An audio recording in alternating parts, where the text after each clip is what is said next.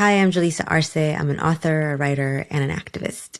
Julissa, it's been so interesting to read your books over the course of your career as a writer because it feels like one of the things that you explore both explicitly but also through the books is what it means to be successful and how that is a changing goal and in some ways a goal that is an illusion that you could ever fully reach. Yeah, I think that I had a very specific definition of what it meant to be successful.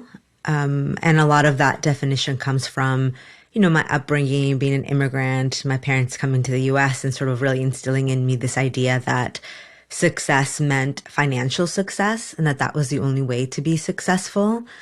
And over time, my own, as I have shaped my own idea of success, that has changed. I don't think that success always means money because I think you can be a very rich person and still not be successful in life. Because I think that it takes a lot more than money to be successful now. The reason I wanted to start by asking about success is because, your book is The Case for Rejecting Assimilation. The title, You Sound Like a White Girl, comes from a real thing that happened to you when you were a kid. Yeah, when I was in high school, I had a crush on this boy. And we were on the phone and he said to me, "You sound like a white girl." And in that moment, I sort of took it as a compliment. I was like, oh my God, I sound like a white girl. Like finally, because I had spent such a long time trying to get rid of my accent, trying to speak English in a very specific way, that when he said that to me, I thought it was a good thing. And of course, over time, I've come to realize and recognize that this idea of sounding like a white girl, it really is just meant to keep me in my place. And then, people from my own community and other communities of color, we sort of use this phrase, "you sound like a white girl," as a way to also reject people from our community, as though saying like, you're not Mexican enough or you're not Latino enough. You've sold out, you sound like a white girl. So this phrase just has so many different meanings to me and so many ways in which people use it as a negative thing. And it always makes me laugh a little that at some point in my life, I thought it was a good thing. Yeah, there's also this really kind of heartbreaking moment in the book where you're looking in the mirror and you're trying to practice being someone who you're not, right? The fully assimilated white American version of yourself. Yeah, I when I was little, I would stand in front of a mirror and practice my English, and I was sort of trying to sound like the white girls in my school. And looking back on it, I think how sad it is that there were no mirrors where I could see my reflection, right? So everything around me, whether it was the movies, the books, the history, there were so many things around me that never reflected back at me. And so when I saw my own reflection, it wasn't a reflection that I liked, and I wanted to change it. And the thing that I could change most easily was the way that I spoke, right? I couldn't necessarily change my skin color. I couldn't change my hair. I couldn't change my features.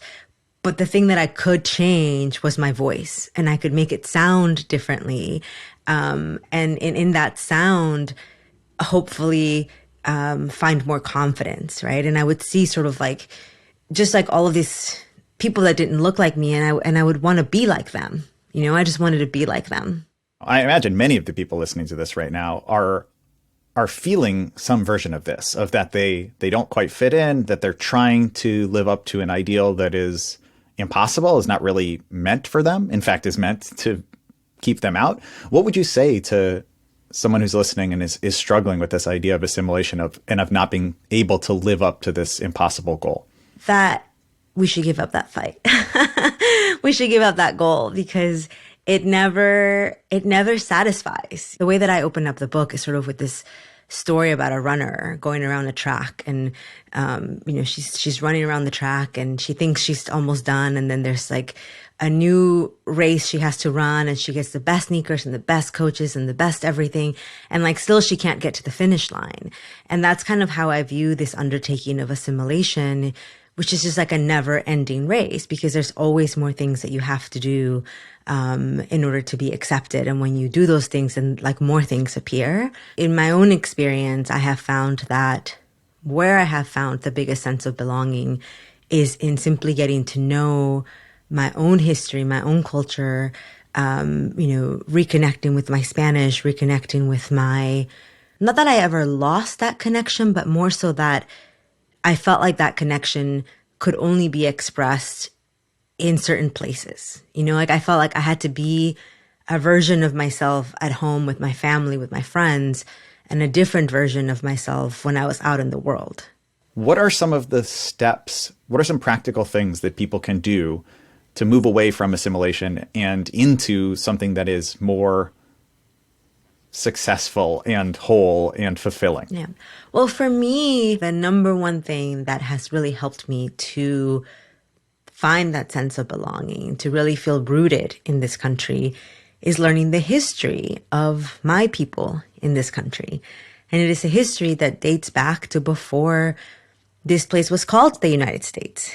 And it is through that history that I have really learned just how much I belong here. And that when people say, go back to where you came from, we're like, this is America, therefore you have to speak English. This is America, therefore, it's a white people's country. This is America, therefore insert whatever sort of trope there is out there. And actually, if you learn the history, none of those things are actually true, And I believed those things for a long time, I really did. And so learning the sort of the real history, learning the history that we're not taught in school is what has helped me the most. That's like the number one thing that I have done. And it's a gift I feel like I've given to myself. There are so many parts in the book that in You Sound Like a White Girl where you talk about a history that I had never heard and that is really incredible and powerful. I mean, one anecdote that really stood out is there's a story about these cheerleaders in a small town in Texas. Yeah, it's incredible. So there were these in Crystal City, Texas, at Crystal City High School, there was a rule that only one of the 4 cheerleaders could be Mexican American. In a school that was 85% Mexican American. There were these young girls, they were really 15, 16, 17-year-old girls who at some point sort of had enough. They said, why? Like they said, why? Why should there only be one Mexican girl? Like most of us are Mexican in this school. Why should there be any rule about or any quotas for how many Mexican cheerleaders there can be? And so they took their, request to the principal. That was one among other requests to be allowed to speak Spanish in the hallways, to be able to learn Mexican American history, to be able to have Mexican food be served in the cafeteria. So the cheerleading part was just one of the things that they were fighting for. So they organized walkouts and they organized their parents and they took their demands to the principal and to the school board, and some of their parents lost their jobs because they were employed by the white families in the town. It really sort of became a community-wide fight for this town to stand up for itself. And to me, that's just not just an incredible story, but the impact that they made and the change that they made. And in talking to some of the women now, all of them are still alive. And I've been so lucky and fortunate to speak to them. And it makes me quite sad that they question whether the change they made matter, because so many people don't know their story. So many people aren't aware of how they changed this town, how they changed Texas politics. I grew up in Texas and I was well into my mid-30s when I finally learned this story. And I think it's more stories like that, more history like that we need to learn so that we can recognize, one, what our community has been through, and also what we've done about it, right? Because I think sometimes there is this sort of misconception that we haven't really been part of the fight, and that's wrong. It's incorrect. I think that sometimes when people think about activism, there's kind of a cop-out where people think like, well, this issue is small, so why would it matter? And, you know, there's obviously it's not a small issue, the issue with the cheerleaders and the quota, but to tackle something like that was kind of on a smaller scale, right? One school, one issue. It led to a much broader change in this community. It led to representation on the school board. It led to city council. It led to kind of a movement. And to me, one of the beautiful parts of that story is the idea that, like, if you start where you are, the change can grow from that. Yeah. Yeah. And I think you're right that it might seem a small thing. But if you give it more context, you realize it's not a small thing, right? So when I tell the story in the book, I talk about what does it mean to play football in Texas, you know, especially in a small town. I mean, I'm sure lots of people have seen Friday Night Lights, the movie, right? And people have seen Friday Night Lights, the show. And if you grew up in Texas, you know that who plays football and who are the cheerleaders really matters. It's really a signal of who is in charge, especially in the 1960s. It really was a really big indication of how things were changing in that town and how things were changing in Texas. And it's still so relevant today. You know, not so much like the quota thing, because of course we know now the rules wouldn't be so overtly racist, but there's always small ways in which people can find to sort of still control, still put people in their place, still keep us from our history. You know, I mean, you see what's happening in Florida with like the AP African American Studies, and it's all sort of related. Yeah, it does seem like there's this real push right now, a conscious push that certainly has existed before, but maybe it was a little less overt. It was a little more underground, and now it's very much in the open to talk about what history is acceptable and what topics are acceptable to teach to kids. And I think you make such a compelling case that it's not just important as information. It's not just important as facts. It's also important because when you don't see yourself and you don't see your history, you're robbed of something. That is actually taking something away. Yeah, absolutely. When people talk about the American dream, what do you think that they are imagining when they say a phrase like that?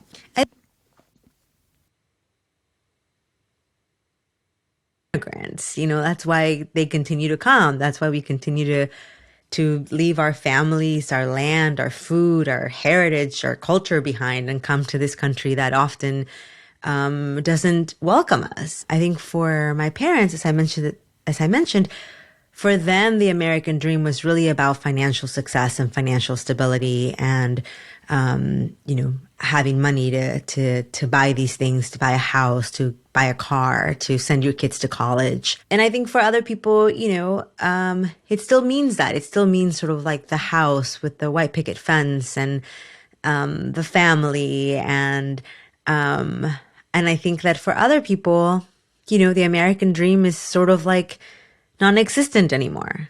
Like they don't believe in it anymore because it doesn't happen that often anymore. And it's so much more difficult to achieve that quintessential American dream of the 50s and 60s. So what do you think the people who really do hold on to that idea, what do you think that it is that they're missing? Because I think that for many of the people who have that kind of like classic version of the American dream, you in some ways have a life that was the embodiment of it. And so I think that when you then say, hey, here's the nuances that people are missing, it carries so much weight because it's like, well, I did all the things and I achieved all the things and it wasn't what you believe it is. Yeah. So what is it that they're missing about that? Yeah. One of the frames behind me is the picture of like when I first shared my story with Bloomberg Business Week, right? And the headline is how an undocumented immigrant went from selling funnel cakes in Texas to derivatives at Goldman Sachs. And like you look at this headline, right? And you're like, oh my God, this undocumented person, they went from selling funnel cakes and like now they're working at Goldman Sachs. Like what? You know, and like I think that the American dream is like that. It's like a headline. But once you actually read the story, you know, once you actually open up the pages, you start to realize that sure, that's a nice headline, but let me tell you about how much this dream cost me.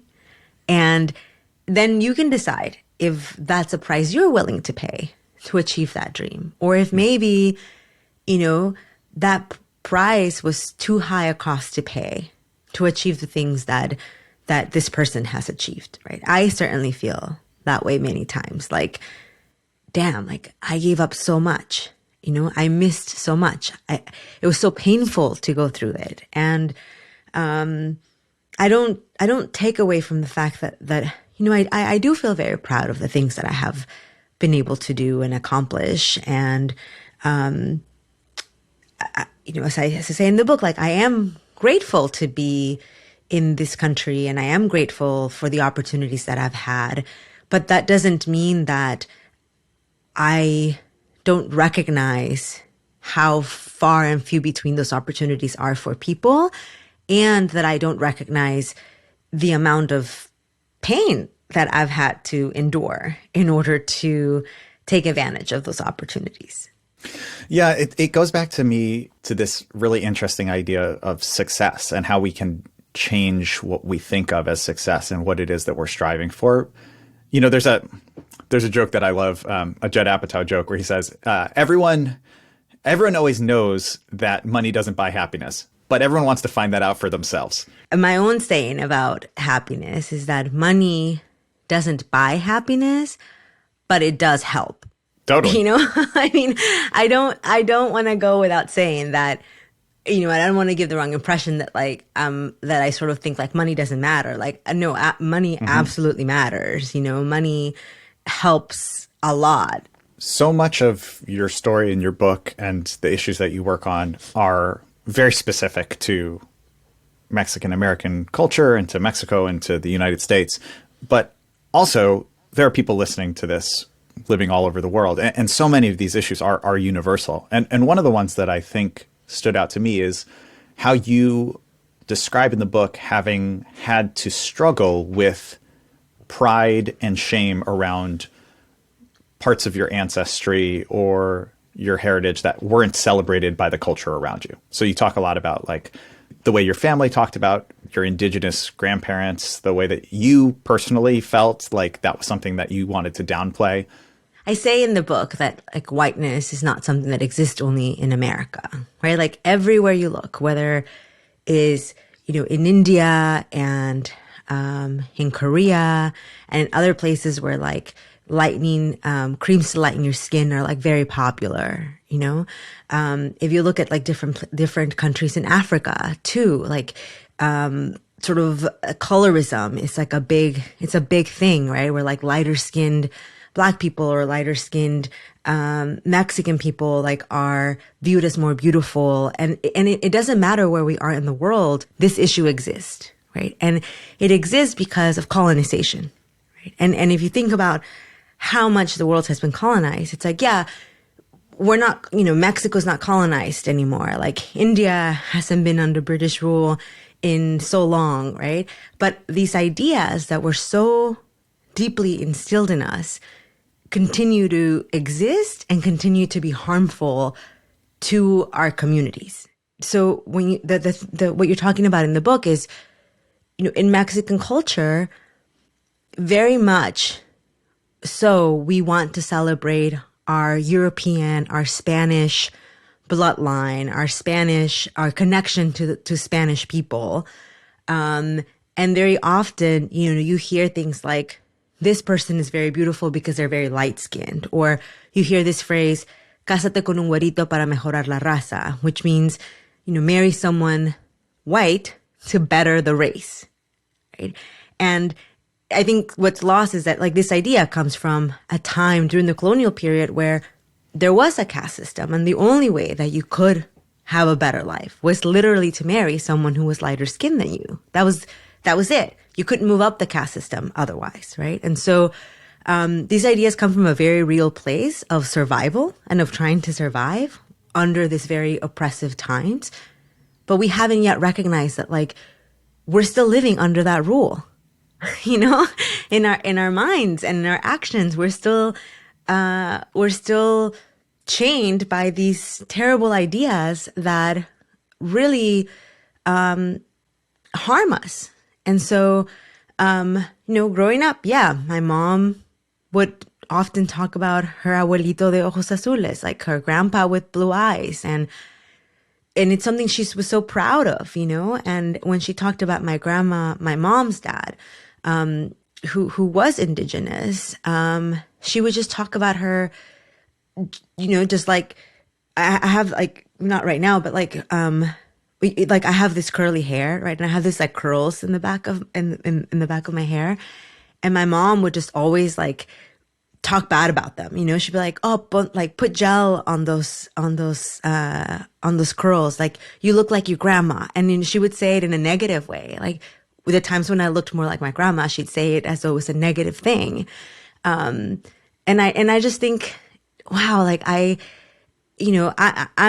pregnant. I'm having a daughter, and I'm just really grateful that my daughter will learn a different way, that she will, from the time, you know, even now in my womb, I talk to her about how beautiful it is to be us, how beautiful it is to be Mexican, to be of indigenous roots, and how she will learn a different way, and how she will have mirrors where she will see her reflection. I'm glad that you brought that up, because that's one of the big questions that I had for you, is thinking about your pregnancy and becoming a mother, how you are going to frame some of these issues for your daughter, knowing that you can't change the outside world 100%, but you can change what happens inside your home. For sure. I mean, I think, you know, and I think a lot of, like, I have a friend, her name is Patty Rodriguez, and when she had her two kids, when she had her first son, she was looking for bilingual books and couldn't really find any good bilingual books, right? And so she thought, I'm going to write a bilingual book, and got rejected from every publisher. And publishers told her things like, Latinos don't read to their kids. And she was like, okay, well, then I'm going to go start my own publishing company. And she started Little Libros, and Little Libros is now this huge company, and publishes tons of amazing, beautiful, really good quality bilingual books. But I am glad that, like, I do think that she will have things that I didn't have, you know, even just like brown Barbies, you know, how difficult it was to find them when I was growing up. You know, there are now so many amazing young adult books that are written by Latinas with Latino characters. There are those history books that even if she is not learning that history in school, like, I'll be able to share that history with her. Yeah, so I am really excited for her, and I'm excited for myself to, you know, to do things a little differently, because I know more and I have more resources than my mom did, and my mom did the best that she could, and she, I think, did great, and you know, she only knew what she knew, but now I know different. Building on that, how has changing your perspective on assimilation changed your relationship with your family and with your friends? That's a really big question. I constantly get into this little argument with my family in Mexico about how they need to stop being so racist. You know, being so racist to each other, like, you know, calling our kind of like darker skinned cousins like terrible nicknames, and it's sort of been the way that it's always been, you know, and so nobody kind of views it as wrong. It's sort of like, that's just how it is, you know. I think there's still a lot of people in Mexico that think that there's no racism in Mexico, like you can't be racist if you're Mexican. And with my friends too, you know, I think that for a while my group of friends were people who were pursuing the same version of the American dream that I was. You know, we were all like first gen college students. We were all sort of like trying to just get into the corporate world and have this sort of corporate job and a nice 401k. And, you know, we were willing to kind of overlook all of these aggressions in the workplace because we were in, you know, we were just so grateful that we were in there. And I think that a lot of my friends have experienced similar things than I have and have moved away from those spaces. But then there are some other friends that, you know, that don't recognize it, that sort of feel like they still think that this is a country of white people and for white people, and that we should just be grateful that we're here. And I certainly am not so close to those people anymore, to those friends anymore. So it's definitely changed a lot of things for me. Do you have suggestions for how to speak with more resistant relatives or with immigrants that are just starting their journey, or maybe even what to watch out for when someone's having those conversations? Like the best example I can think about is with my mom, right? As I said, my mom knows what she knows. She knows what she was taught, right? From her mom, from her grandma, this sort of same ideas. And so I never approach things with my mom as like, you're wrong, you don't know anything, right? It's more about like, have you considered this? Have you thought about this? Really asking questions like, well, where do you think that comes from? Like this thing you're saying about marrying someone lighter skin. Like, first of all, my dad was really dark. So it's like, you didn't follow that advice, like, oh, what happened? So just asking like a lot of questions. And, I also don't see it as my job to like change people's minds. But when I do go into these conversations, I do really try to approach them from a place of curiosity and of really being a conversation and sort of trying to share what it is that I've learned and ask a lot of questions about where do the ideas that other people have, where have they come from? What are some of the practical things that listeners can do to celebrate themselves, their culture, and their history? I think people can pick up some books by revisionist historians that are telling a more complete version of the history that we've learned. I really think that's like number one. Like that's the place where you can really start. It's really learning the history of your people in this country, right? I think for me, like a very practical small thing that I did is I started using my whole entire name, right? So before I would just go like Julissa Arce, and I would let people call me Julissa instead of Julissa, and I would let people sort of say Arce instead of Arce and not correct them. Now I put my whole name, Julissa Natseli Arce Raya. Like that's my entire name. I feel like it's a gift my parents gave me. Like they were very thoughtful about my name and what it means. And I want to reclaim my whole name, right? So I can't tell you how many people I meet that tell me that they too have gone by a different version of their name so that they don't feel uncomfortable correcting people or, how they've never corrected people or how they say their names. One thing that's happening right now is like, there's so many people going to Mexico City, right? There's like all these articles and things about gentrification in Mexico City. And it's like Americans gentrifying Mexico City. And some of those Americans are Mexican Americans, right? That they're going to Mexico City and going to the pyramids and going to Frida Kahlo's house and, staying in Condesa and maybe they feel like this is me reconnecting to my culture, and like, I love Mexico so much. Like I love going to Pujol and Quintonil and like all these fancy restaurants. And it's like, that's great. I'm glad. I want more people to go back to Mexico, and reconnect with the culture, but to understand that just that is not the culture. Just going to Frida Kahlo's house and going to the pyramids and going to Pujol is not the only thing you need to do to reconnect with your culture and to really reclaim your roots. There's so much more than that. For people who are listening and they're really sold on this idea of pushing back against assimilation and instead embracing culture and their own history, but they also feel kind of out of place, maybe because they don't speak the language or they feel disconnected from the history. I know that's something that you've thought about and talked about a lot, of how when you get 2 or 3 generations away, sometimes you're caught between worlds, or you can feel like that. What advice do you have for people who are feeling that? So Spanish is a big subject, right, in Latino culture. And I'm sure in other cultures, their sort of language is probably a big subject, because certainly for me, knowing how to speak Spanish and being able to speak Spanish does give me a certain connection to the culture. But I also think that understanding why so many Latinos don't speak Spanish can also give you a connection to the culture, right? Like there's a lot of Latinos that don't speak Spanish because Spanish was banned from being spoken in classrooms. You know, bilingual education programs now are sort of very trendy, but for a long time they were very, and still today, when a person is trying to learn English, is very looked down upon, right? And so there's sort of these forces and these rules of the past that really pushed people away from Spanish.